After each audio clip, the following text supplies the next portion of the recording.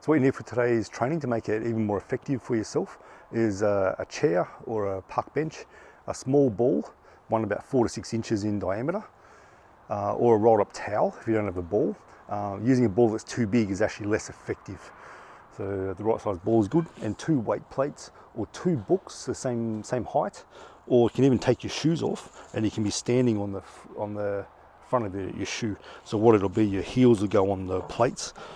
So this allows you, when you do the quiet squats, to not have to be so bent forward, especially if you're someone with really short calves or limited dorsiflexion, the ability to bend your ankle, or really long femurs. And that's okay to use. Some of you won't need to do that, but some of you may need to use that for even the whole 25 days, and that's totally fine. It'll still get good results. Hello, welcome to the 25 days of Tai Chi Walking Series. My name's Chris. I've developed this course. I've been training Tai Chi for about 27 years and been teaching for decades as well.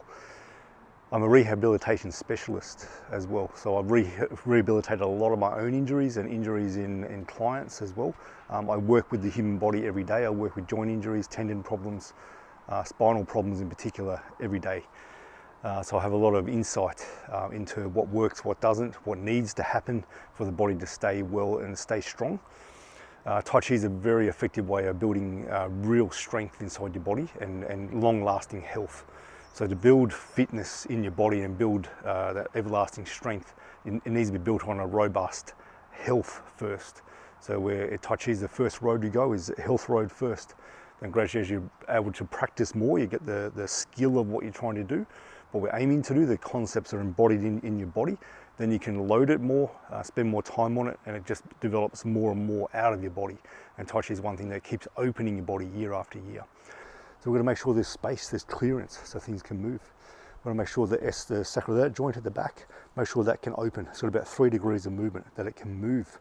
That you really understand how to move through here, that your brain can connect here and rotate in without the knees. See this motion here? That's me moving actually from my ankles. There's not really movement from here at all. If I stop moving my ankles, there's no movement here. So I want to be able to keep the knees still and still be able to rotate here. As I turn, I feel a spiral through this leg and a spiral this way. So I feel the weight go into this edge of the foot, into this edge of the inner foot here. But I don't lose the tripod. So the tripod's very important, extremely important. And I'll focus on it a lot. So the very center of the heel, knuckle of the big toe, knuckle of the little toe, there should be a tripod weighting equally. So 50%, 50%, 50% of your weight through most movements, especially when you've got weight in one leg. Problems come when there's not enough weight in the heel. That goes to the forefoot, overloads the patella tendon here. The center of mass, when you do that, it starts to come forward, not a proper sit here. So even the dantian can't form properly. So actually the body creates tension, can't breathe properly because the respiratory diaphragm going through here, that looks like a dome, and the pelvic diaphragms that look like domes this way, like a trampoline almost, they actually start becoming where they're not facing each other. So breathing doesn't happen effectively. People get very tight in the rhomboids when that happens, or tight in the neck. So as the center of mass starts to come back through the exercises and the Tai Chi itself, those diaphragms face each other. The ribs are in a better position in relation to the pelvis. The body can sink properly. It takes load out of areas that always have constant load. So we're working with these things every day of the 25 days. So you got to build a really big skill set. These are prehab exercises. They're exercises you do before you get injured. So it's knowing what biomechanics should be happening. So let's train that, make sure it's happening. And then when we do the Tai Chi movement, which is actually Tai Chi walking, it's actually quite a complex movement. Walking, just normal walking, is quite a complex movement. All rehab exercises are based off the gait cycle, things that should be happening through the different phases of the gait cycle. And then when we add arms to Tai Chi walking, that's even more complex. Okay, so Tai Chi is quite complex in terms of the biomechanics needed. Conceptually can be quite simple but profound. Rehab exercises really pulling what's this part of the body should be doing, make sure it's doing it. What's this part do? Make sure that's doing it, make sure they're working together. So that when you do your Tai Chi exercise, like, oh, that's good. I feel that connection. I feel more connected to my feet than ever. My feet can move more. My body feels more alive because the nervous system's more activated, but calmly activated. So all the best with this series. Welcome. So I'm making my right hand become a fist. My left hand is open. They come together. It's a slight bow. This is harmony, yin yang, left right, male female, coming together to form harmony. So the person who uses this greeting, it's showing that you're someone who wants to cultivate harmony in your life and harmony with those around you. And we're really looking at health is about harmony of all the pieces inside you and how you relate to the world. So when we do this, we're actually showing each other we're here to create harmony within ourselves and the world. Okay, so it's very profound, just that. So let's start. So your feet together and your hands on your knees, and I'm bending my knees back and forward, very easy, but I'm aiming to keep my heels heavy. So I feel my heels heavy, heavy, heavy. And as I do this, I feel heavy heel, then I feel the weight also shifting towards, as I bend my legs, shifting towards this row of toes here, the metatarsals. Then when I come back, I feel the weight shift back here. So what this does, when I keep a heavy heel, even though I feel pressure through here as well, I still have a heavy heel. This allows a pronation of the feet, pronation and supination to start to happen too, and pronation of the heel to roll forward as well. So I'm just keeping heavy heel. That's the main cue. Heavy heels, feet relaxed. Thinking about your feet as soft, like melted plastic melting into the ground. So there's a full contact of your feet. And you may find it hard to contact the left heel. It's very common. The brain can lose a sense of the left heel. It's really important for hip position to regain that sense. So especially pay attention to your left heel. You may feel clicking in your knee or here clicking. This is all fine. It's only a problem, any joint that clicks, if it's painful. Painful clicking is a problem, but normal clicking is normal.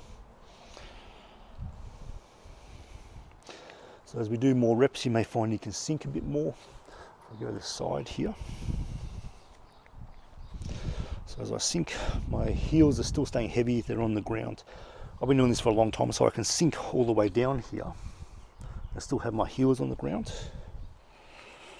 And you may be able to do that already if you're someone versed in this training already. Otherwise, it might be something that might take you weeks, months, or even years to get down to. But this warm-up's very effective for the knees, the ankles. And the next part, we start to circle. So again, I've got that, so just small circles, thinking about my feet like they're melted plastic. So they're stuck to the ground. I'm not making my circles so big that I peel off the ground, peel, definitely not. Or like the feet are like suction cups, suction to the ground.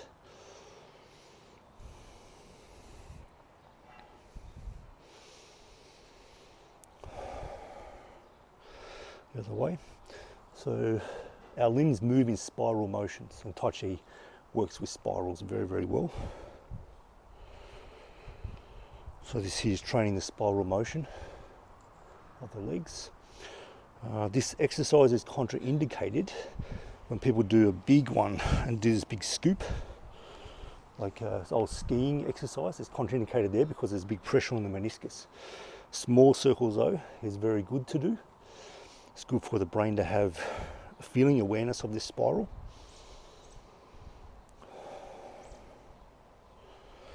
And you may even feel it loosening your lower back as well. So from here, lift up on the toe here. So you're coming up on the ball of the foot. So you're aiming to make here straight. So we're just flexing, especially the big toe, all the toes, but especially big toe. And for those of you who have limited big toe motion, this is a good start to get more motion. Not pushing into pain, go into stiffness, but not into pain. And then come up. So make your feet about hip width. So this is a neurosensory exercise, just like most of the things that we're going to be doing. So the feet straight ahead, body relaxed, a sense of sinking through your whole body. Raising up slowly, so 5 seconds up, pushing through your big toe as you do this. 5 seconds up, hold, 5 seconds, then 5 seconds down. Good, so we're going to do 5. So I'm coming up really slowly, putting some pressure through that big toe. The big toe should be activating to help support this motion. I'm relaxing my diaphragm, relaxing my body, slowly down. A lot of my clients do this one in the shower. They find time to do it in the shower. This is training proprioception throughout the entire body. It's so effective. If you get nothing from this course, but you did this every day, you'd actually be helping your balance for the rest of your life and helping your gait cycle.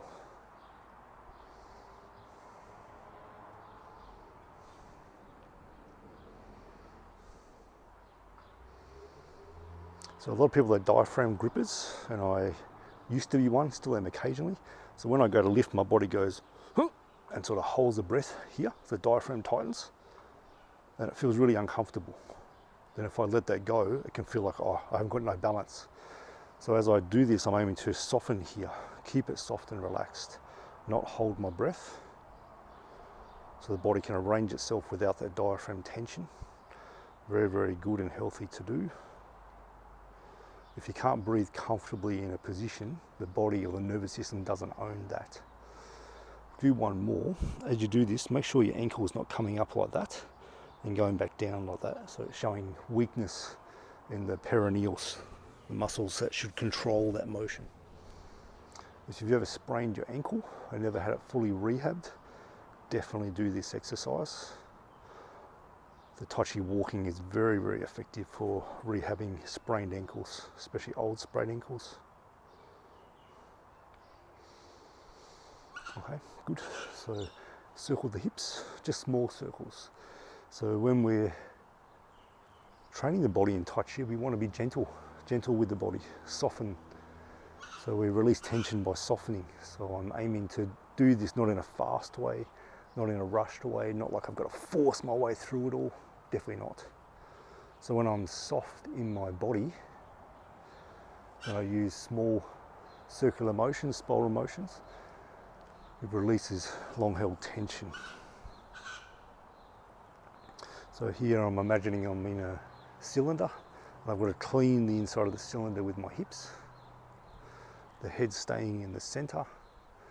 So this eases up the hip joints, sacroiliac joint at the back, the lower back as well. It mobilizes even up to here, because the head has to stay still. Go the other way, so just small circles.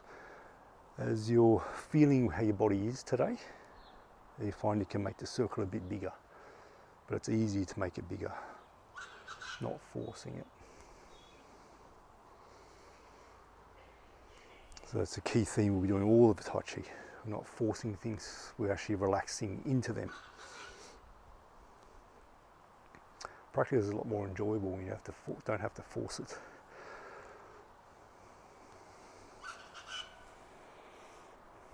Okay, so sitting in your chair, not leaning against the back of it, so sitting on the sit bones. So the bones, if you rock your pelvis back, you'll feel like you're sitting your tailbone. You rock it forward, you'll find some lumpy bits on the bottom of your pelvis, that's your sit bones or the ischial tuberosity. And I want you to just feel both of those bones. Often the left one is a bit harder to feel, as the natural asymmetries in the body. So we're just feeling that, both. Aim to feel them evenly. You can actually change the orientation of your pelvis just by sensing that. Okay, so we've got 90 degrees, ideally around 90 degrees, 90 degrees here, ball between the thighs here. And then I've got my feet or my shins so they're parallel to each other. So I'm not like that or doing that kind of thing, parallel. And from here, I'm rising up on the balls of my feet like I'm doing a seated calf raise. Then I'm going all the way up, pushing through the big toe, coming down to the ball of the foot, lifting the feet as high as I can, as hard as I can, rolling through the foot up onto the big toe, so putting pressure on the big toe, not uncommon for the bottom of the foot to cramp, just showing how weak that spot is.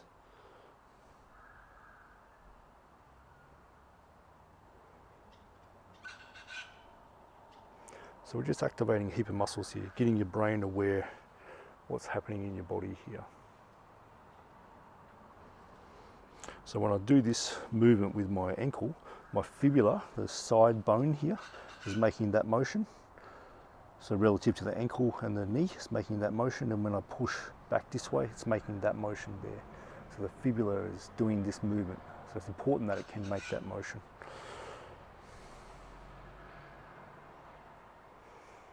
Okay, from here, opening, so you're keeping the ball between so your knees don't move, and I'm pivoting on the heel, turning the feet in as much as I can, turning them out as much as I can. So what that looks like in the front here is this, and then turning in as far as I can. Just notice if you've got one foot that won't turn in as much, often it's the right side for people, it doesn't turn in as much as the left.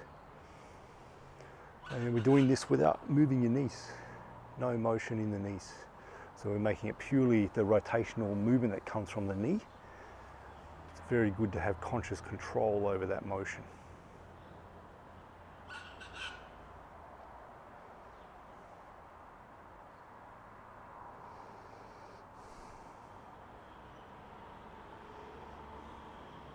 So when we do Tai Chi walking, press, roll back motions in Tai Chi, this movement is always occurring in the knee. It's very subtle. So we're just making it highlighted so the body can access it. Good. Next one, the ball between the knees still. So I'm imagining like I've got a string from my belly button here. I pull the string forward and it makes my belly come forward.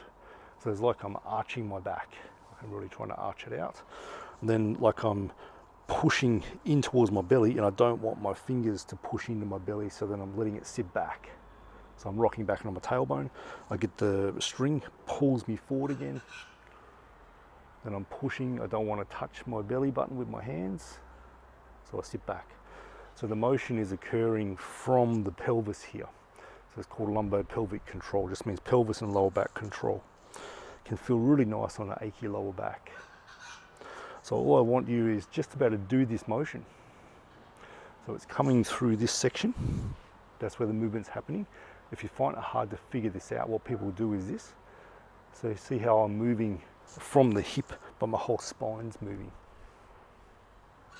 So I'm just hinging from my hip.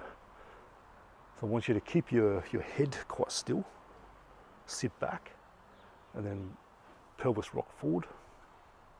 When I do this with my clients, they find this hard to get this motion. I grab their hips from the back, and as they go forward, I tip their hip forward, then I pull their hip back, and I get them, just follow my hands.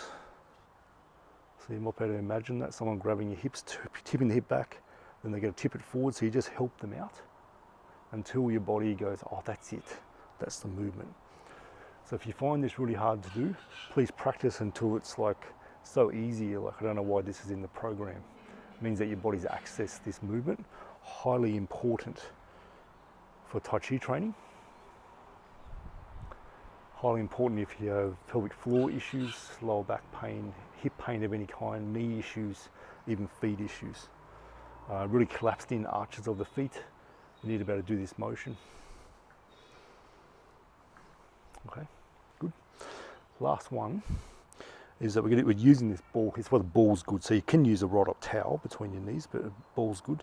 So I'm going to pull this knee back and push this one forward like that. Then I'm going to pull this one back, push that one forward.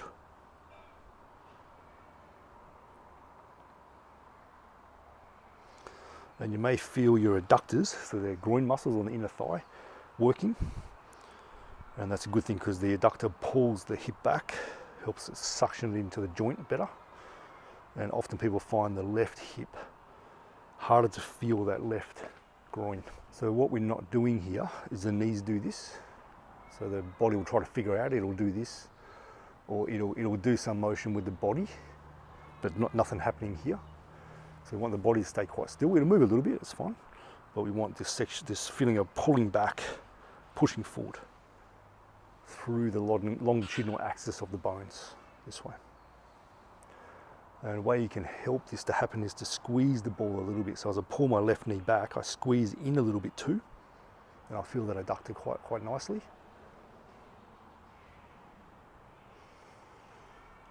Good, keep going. If this is hard to get, it's really important that your body can access it. And you've probably been suffering with hip or lower back pain or injury or stiffness for a long time if the body can't access this. So we're freeing up, we're allowing the brain to connect to movements that it would have had as a child. We're regaining it all. So my body's just naturally tuning here because it's working with the rotation. So I'll move into qua squats. The qua is the inguinal crease here. It's formed by what's happening with the pelvis. So when I bend my knees, I have a sense of sitting in here, like I'm sitting on a visible stool. The pelvis tucks under just slightly, but not so much that I'm really tucked under this way. And I lose a sense of bend here. So here it's like this is straight.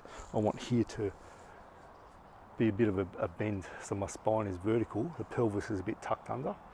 So that's forming the qua. The spring in the qua is I feel the spring go through here and through the knees, through the feet. So even the feet are making this kind of motion here. If I relax my feet, they'll naturally make this spring. The knees will have a spring, force goes through the knees and not into the knees.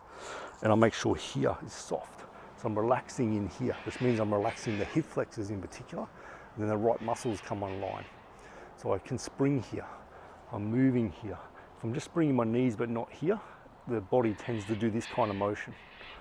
So I want to spring. So force can move up and down through my body. We want that. Okay, so we just soften this area here. So that's what the qua is. And then it's important when we start moving that you can rotate into the qua, not lose this one, not pushing this hip forward, not losing my spine. If I stay vertical, I keep a good qua sit here. As soon as I do this, I lose one of my qua. So the qua is really important because it prevents overload of your knee. It teaches you how to really rotate properly into your hip, into the leg, connect, spring out of that area. So Tai Chi Walking uses the qua all the time. So what you notice you're able to do over time is that when you move, especially when you sit back, that your hip doesn't cock. So I drop this hip, this one rises, that'll cause problems in the knee and the hip itself. That it's not this way, that it's not pushed out this way, that it's not back this way. I just have a good control of that qua and I can relax. And now I feel the force in the feet and I feel really spring loaded for movements with my arms now too. So that's the qua. So we're going to activate the glutes here. As soon as we get some glute activation going, it supports the knees. So most people I find need this. So let's go feet shoulder width, then open the feet about 10 degrees, just a little bit. Most people need that about 10 degrees, it's easier. Then I've got a sense of twisting my feet, like I'm wrapping my little toe around my heel, or if my feet were to move, that they're going to do that. And I've got that sense of twist. It's maybe only 2 or 5% of my strength, but there's this torque there. It makes a reflexive action to get the glutes working. Then I squeeze my butt as hard as I can. Like I'm trying to crack a walnut between my butt cheeks. And I want you, can you feel that? Can you feel your butt working? Some people can't. And with this practice, it'll help you better feel those muscles engage. And then let it off, let it relax. Get your knuckles, or your knuckles this way, or with your thumb. Whack into your backside, center of your backside, top. So we're getting sensory awareness. So the body connects to muscles usually through sensory awareness first, so the feedback coming in from the muscle to the brain. And then we get motor awareness, is like the brain to the muscle, making it work. So even when I stop hitting, I still feel where I just hit. So the information goes to the brain and the brain finds that muscle. So we do the same thing. So I've got that bit of a twist, then I squeeze my butt as hard as I can, and I can feel that really working, squeeze even harder without pushing the hips forward. A function of the glutes is hip extension, so it'll push your hip forward. We still want the body to be stacked. We don't want to do this. stacked. So head over the torso, torso over the hips, hips over the feet. Let it off. Let it all be soft. The brain likes finding muscles and then losing them and having to find it again. Whacking again.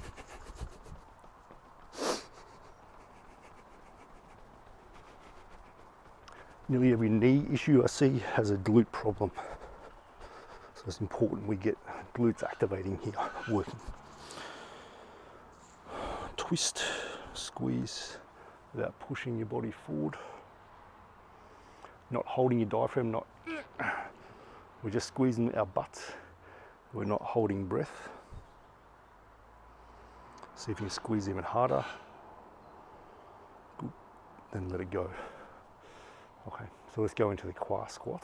So if you're really tight in your ankles, you don't have much movement in your ankles, or really inflexible in your hips, I recommend you use the weight plates, or you can take your shoes off and then you can stand on the front of your shoe. So you just arrange your shoes here and you're standing on the front of the shoe, so it'll give you a bit of a heel wedge. It allows you to stay more upright, but to sink a bit more, and open the other joints, so the hips and the knees, without being limited by the ankle. And over time you can take the height down until you have no extra thing helping you. So when we do this, we have the feet shoulder width, feet a little bit turned out like we just did, about 10 degrees.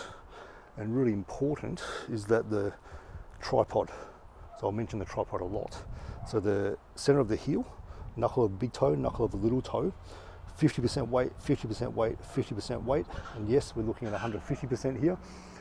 That has weighting all the time, evenly weighting all the time.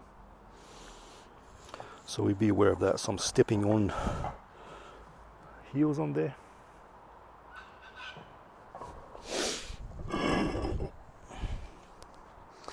So I'm stepping my heels onto there. Now I'm aware of the center of my heel. I'm aware of the knuckle of the big toe, knuckle of the little toe. Tripod take the weight. Now as I bend my knees, but I bend here too. So I sink straight down, keeping the weight even in the tripod, then I come back up. But I'm not locking things out, so I'm a little bit off lock in my hip and my knees. So I have that ground connection all the time. Okay, so what's really important with this qua squat is that I have a little bit of a tuck of my pelvis, just a tiny bit, so I tuck under. If I tuck under too much, it looks like that.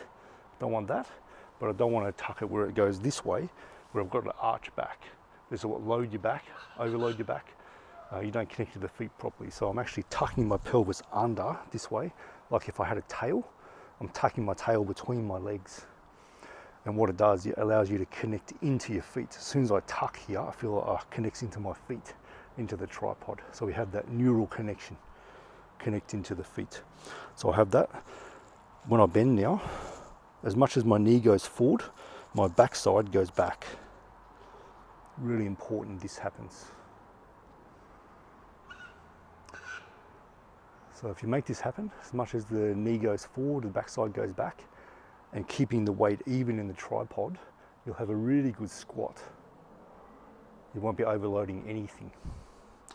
The problem comes when the knee goes forward, people bend, knee goes forward, the pelvis goes straight down. See how there's nothing going backwards here? This is loading my knee like crazy. There's more of a tendency of the front of my forefoot to take the weight, not much in my heels. It's good for certain purposes. For what we're doing here, we want to really connect into the tripod. As much as the knee goes forward, hip goes back, which means I sit into here. And let's do some reps here now. So not locking out, letting the belly stay relaxed, shoulders, arms relaxed. And then I'm aiming to relax my legs as much as I can. Just keeping pressure in the tripod. Knee go forward, hip go back. The body will have a natural lean forward, that's fine. It's meant to do that.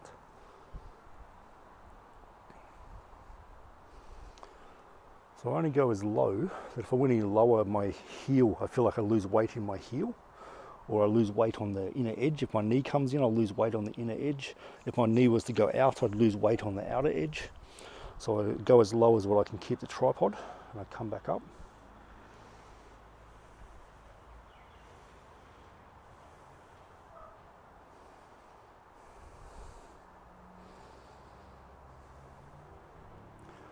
Or I go as low that if I go any lower, it feels like I want to tense everything up. Don't do that. I want to tense my body. I want to tense here. So I stay just shy of that. So the qua squats is a movement focus and a relaxation focus. So we don't sink lower by going into tension. We sink lower by relaxing. So I get to here, I feel like, oh, it's a bit tight here. I'll relax here. I feel the pressure go to here, but I can go a bit lower. I feel it more here. Okay, I'll relax here. Oh, it lets me go lower. I feel it here. I'll relax that and it lets me go lower. So I go lower by relaxing, not by going, I just want to go low, so I'll just push it. So it allows my body to really arrange itself, the nervous system to arrange itself through my body to the ground. So it's really useful for all of Tai Chi practice. Fundamental to Tai Chi walking, fundamental to overcoming knee and hip issues within Tai Chi. And you might feel your quads working pretty hard. This is good. If you need to stop, that's fine. We'll do another 10 more.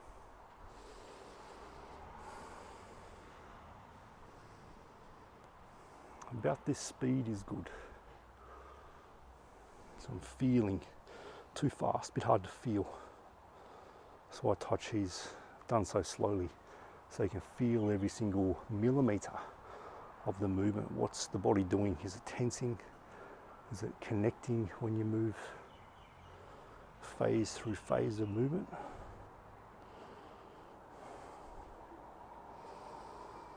Something isn't powerful unless you can do it smoothly and slowly.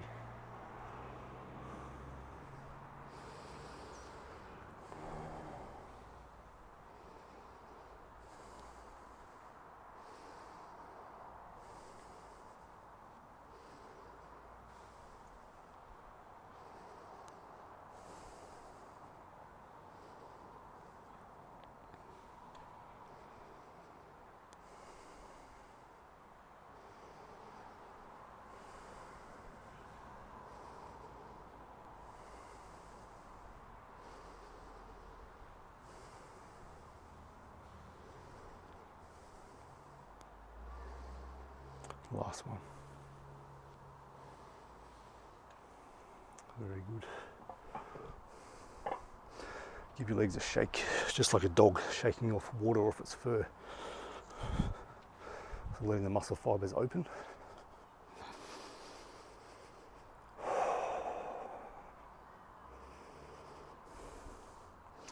So for the preparation, as we're building into the qua squats just then, we did exercises to make sure the hip has space to move, the knee can rotate, and the feet can pronate, supinate, big toe can move. So it allows what we just did to be more effective and less overload of constantly overloaded positions and joints.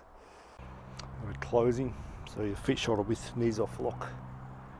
Your arms coming up about 45 degrees angle, so not out to the side, about 45. Bit of a curve in the arms like you're gathering something here. Breathing in through the nose, nice and comfortable. Awareness in through the top of the head, scanning through your body, feeling through your body, relaxing downwards, down to your feet. So breathing in and out through the nose, tongue on the roof of the mouth.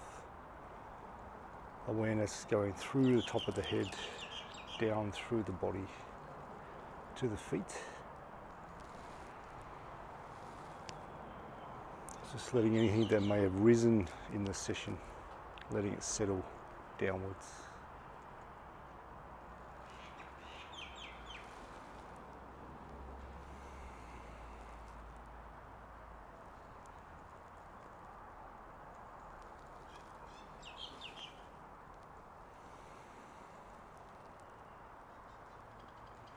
Just moving your arms to the speed of your breathing. So if you breathe faster than me, your arms will move faster than me.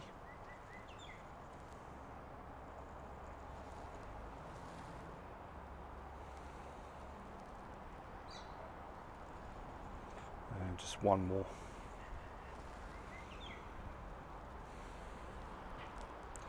awareness to your belly. So for males, left hand on the bottom, and or touching your body, and right hand touching your body for females. So I'll do left hand on touching body, other hand over the very top, just below your belly button.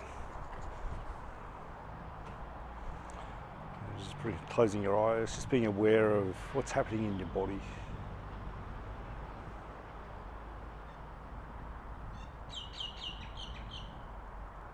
Are the legs shaking a little bit? Have they been worked hard? Are your feet a bit crampy or sore? Does your body feel warm? Just noticing what's there. Some parts might feel tense. It's good. Just notice what's there.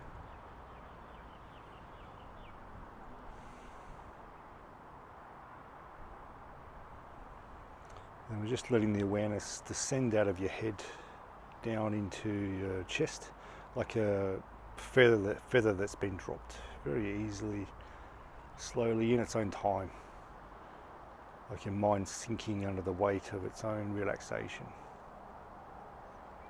in its own time, down through your abdomen, resting inside your body, in the center of your body, at the level of your hands, in the very center.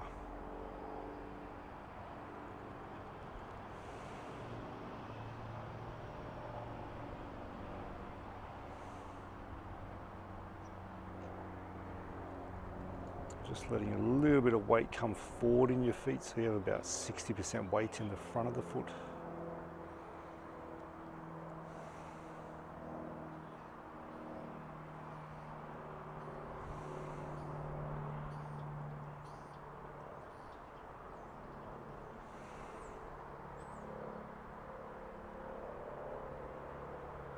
Just letting the energy collect in the abdomen. The awareness build in the abdomen.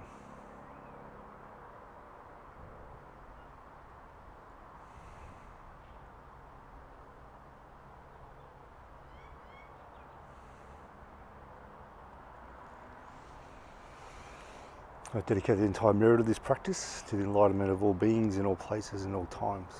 May this be a gift to the world and to you.